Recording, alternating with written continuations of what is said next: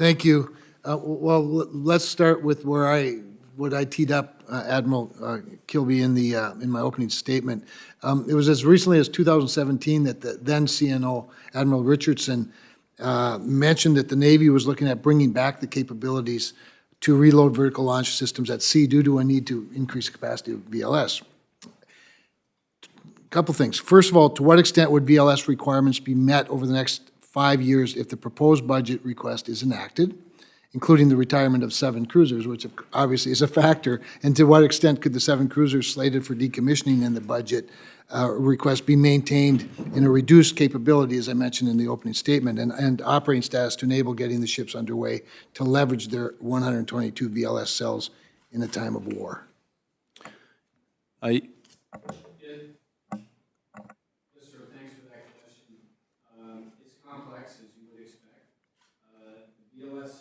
That we looked at are only going to be meaningful if that ship can get underway and has a meaningful combat system and a meaningful radar to employ those missiles.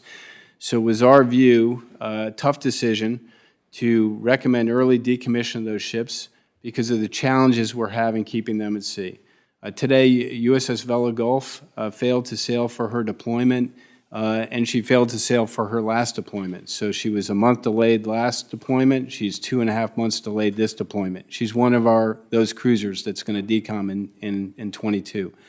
A way to keep them around, I think, at a cost-effective manner would be to try not to man them, but to keep them in a condition where we could bring them back. In view of our competitors, I don't think that timeline will allow to bring them back immediately, though you could, and we have in the past brought back ships that are in this reserve status. Depending on the time requirement placed on us to bring them back will drive how much it costs to keep them in that status. So if I need to keep a crew attached to that ship, that's going to drive O&S costs. So, along the same lines, what's the status of developing a system to help surface combatants reload at sea?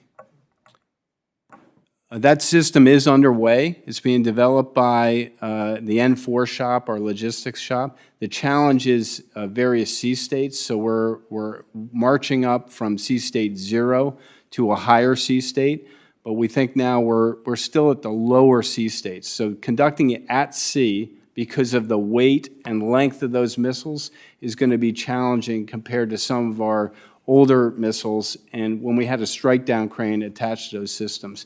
So we do want to vigorously pursue that. I don't know that it will be underway. It will probably be in some lighterage state or moored alongside another ship where we could transfer those munitions. But that is definitely something we're interested, especially in the Pacific. So Section 227 of the current fiscal year's NDAA requires the Secretary of the Navy to complete an analysis of alternatives, an AOA, regarding the most appropriate surface vessels, and manned or unmanned, to meet applicable offensive military requirements. Can you provide an update on how that AOA is going?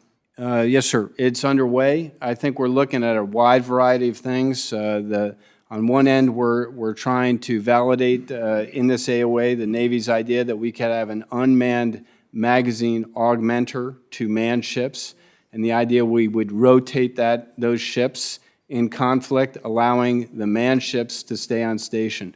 But we're also looking at other ships. That AOA is not complete. It should be complete this fall.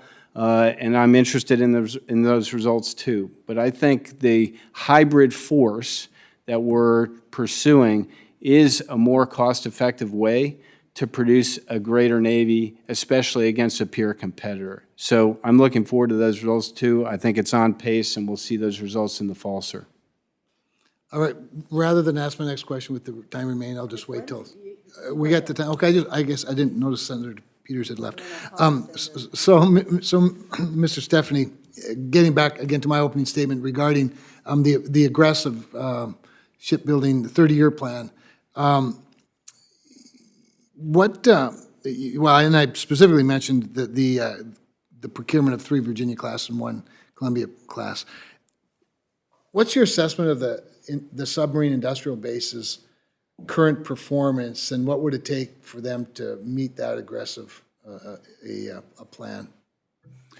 Yes, sir. So I'll answer the two parts, the assessment of the industrial base and then what it would take to get there. So right now, I would say the submarine industrial base is in a place to do 2 Virginias plus a Columbia. They're ramping up. We ramped that up in 2018-19. Then COVID hit, right? And so we kind of took a step back in that. In 2020, we weren't really producing at the 2 per year plus 1 rate, but in the last 6 months, I've seen that coming back, and the industrial base is getting back to that cadence where I believe they soon will be in a 2 Virginias plus 1 Columbia capability. In this budget, we actually have asked for $50 million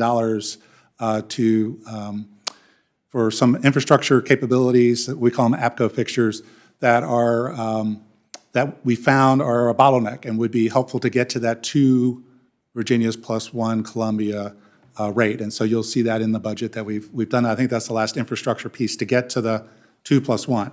Now, in the future, to get to 3 Virginias plus 1, I don't believe the industrial base right now can handle that.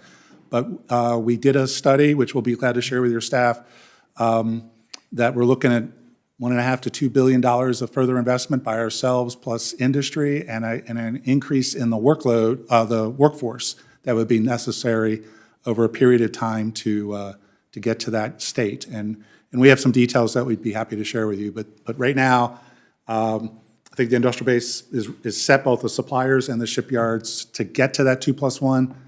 3 plus 1 is going to be a major investment of effort, capital, and workforce.